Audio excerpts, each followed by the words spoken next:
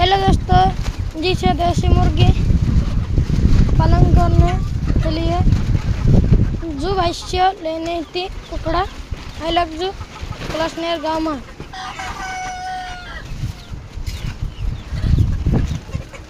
दोतरा कहे तोतरा कुकड़ा है बीजा संग घाटन नहीं था।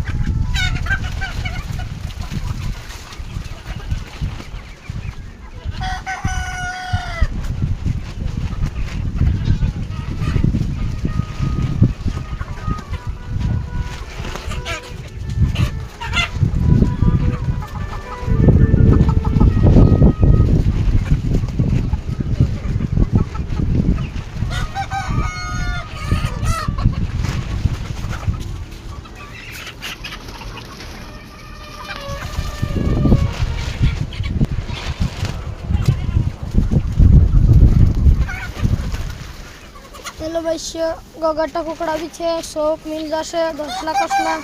रातला कुकड़ा धवया कुकड़ा कावा कुकड़ा काबरिया कुकड़ा सोप मिल जासे धवया कहते रातला कहते कावा कहते मिल जासे आई जाजो दोतरा कहते 20-30 कुकड़ा लेने थी भाई जाजो दोस्तों।